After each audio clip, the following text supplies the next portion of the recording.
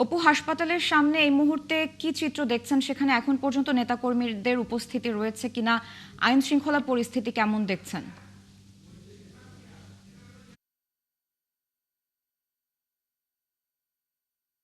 কিন্তু বিএনপির ভারপ্রাপ্ত চেয়ারম্যান তারেক রহমান তিনি এবার কেয়ার হাসপাতালে প্রবেশ করেছেন। আমরা যেটি দেখতে পেয়েছি যে তাকে বহন করা যে লাল সবুজের গাড়িটি রয়েছে সেই গাড়িটিতে এসে গেটের সামনে অবস্থান করে এবং তারপরে কিন্তু এই গাড়িতে করে তিনি এই এবার কেয়ার হাসপাতালের ভিতরে প্রবেশ করে এবং মানুষের কথা যেটি বলছেন, বিএনপির যে অগণিত সমর্থক কর্মী রয়েছেন, নেতারা রয়েছেন, তারা কিন্তু এই মুহূর্তে এবার কেয়ার হাসপাতালের সামনে রয়েছেন এবং বিএনপির সিনিয়র নেতৃবৃন্দ তারা কিন্তু তারেক রহমানের সাথে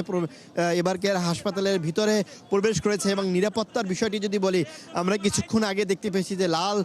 সবুজ রঙের যে গাড়িটি, সেই গাড়ি কিন্তু এবার কেয়ার হাসপাতালের সামনে ঠিক 7 থেকে 8 মিনিট আগে এসে পৌঁছায় এবং এইখানে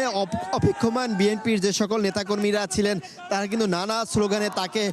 স্বাগত জানান এবং তারেক রহমানকে আমরা দেখেছি হাত নাড়িয়ে তাদেরকে সালাম জানিয়েছেন, শুভেচ্ছা সালাম জানিয়েছেন। এবং শুরু থেকে আমরা দেখেছি হযরত শাহজালাল আন্তর্জাতিক বিমানবন্দর থেকে 300 ফিট অর্থাৎ 4 ঘন্টারও বেশি সময় ধরে তিনি 300 ফিটে এসেছিলেন এবং সেই 300 ফিটে আসার পরে দেশবাসীর উদ্দেশ্যে যিনি বক্তব্য দিয়েছিলেন সেই বক্তব্যের পরে কিন্তু তার এই গাড়িটি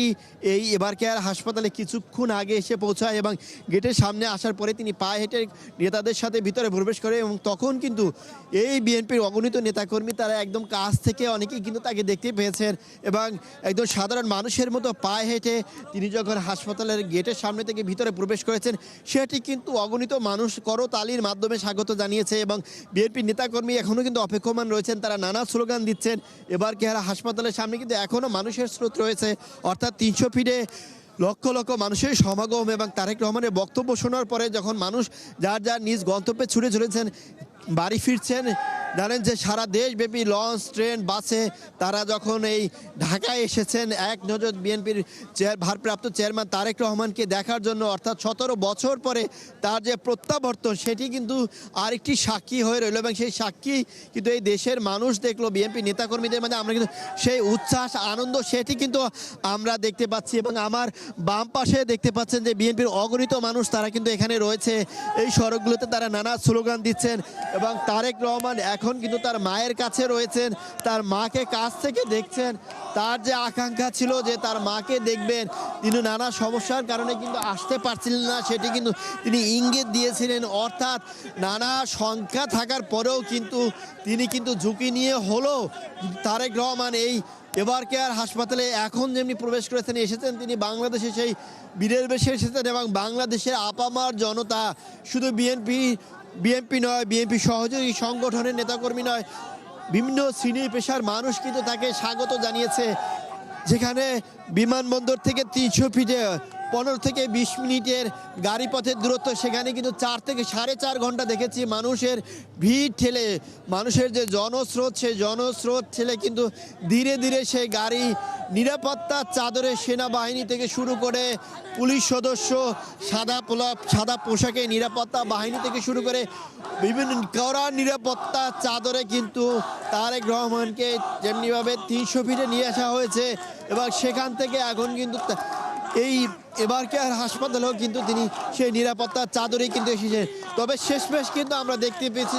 সেই নিরাপত্তার প্রোটোকল ভেঙে, অর্থাৎ সেই গাড়ি সাধারণত আমরা কোনো রোগী বহন করা থেকে শুরু করে যে কোনো রোগী স্বজনদের আমরা গাড়ি ভিতরে প্রবেশ করতে দেখি, সেক্ষেত্রে কিন্তু সে নিজে গাড়ি সামনে রেখে কিন্তু হেঁটে চলে গিয়েছেন। অর্থাৎ সে এখন কিন্তু এবার কেয়ার হাসপাতালের ভিতরে রয়েছেন, তার মাকে হয়তো তিনি কাছ থেকে দেখছেন এবং ঠিক এই মুহূর্তে কিন্তু এই বিএনপির বিভিন্ন শ্রেণী পেশার নেতাকর্মী যারা রয়েছেন তারা কিন্তু স্লোগান দিচ্ছেন, তারেক রহমান ভয় নাই, রাজপথ ছাড়ি নাই, এমন স্লোগানে কিন্তু এই এবার কেয়ার হাসপাতালের সামনে কিন্তু মুখরিত করে রেখেছেন অগণিত মানুষ। অর্থাৎ এবার কেয়ার হাসপাতালের একটি সড়কে যেমনি নিরাপত্তার চাদরে ঢেকে দেওয়া হয়েছে, অপর সড়কটিতে কিন্তু বিএনপির নেতাকর্মী রয়েছেন। অর্থাৎ তারেক রহমান তার মায়ের কাছে হয়তো কয়েক ঘন্টা থাকবেন বা আরও বেশি সময় ধরে থাকবেন, তারপর তিনি হয়তো কিছু সময়ের জন্য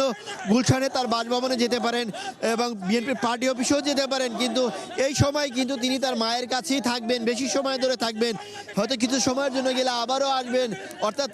তার বিএনপি নেতাকর্মী থেকে শুরু করে সব শ্রেণী পেশার মানুষের কাছে তারেক রহমান যেমনি গুরুত্বপূর্ণ, তেমনি কিন্তু তারেক রহমান তার মায়ের জন্য তিনি গুরুত্বপূর্ণ। একজন সন্তান হিসেবে তার মায়ের কাছে যাবেন এবং তার মাকে দেখবেন, সেই আকাঙ্ক্ষা তার ভিতরে যে রয়েছে। এবং আগেই কিন্তু তার ফেসবুক ভেরিফাইড পেজে তিনি জানিয়েছিলেন যে তিনি তার নিজ ইচ্ছায় তার মা যখন 27শে নভেম্বর তাকে সিসিইউতে নেওয়া হয়, অর্থাৎ 23শে নভেম্বর শরীরের অবস্থা খারাপ হলে এবার কেয়ার হাসপাতালে তাকে এনে ভর্তি করা হয়, তখন চিকিৎসকরা তার শরীরের অবস্থা কিছুটা অবনতি হলে কিন্তু সিসিইউতে নেওয়া হয়। এরপর থেকেই তিনি কিন্তু এই হাসপাতালে চিকিৎসাধীন অবস্থায় রয়েছেন। দেশি বিদেশি চিকিৎসকরা কিন্তু তার চিকিৎসা সেবা দিয়ে যাচ্ছেন, অর্থাৎ তাকে কিন্তু লন্ডনে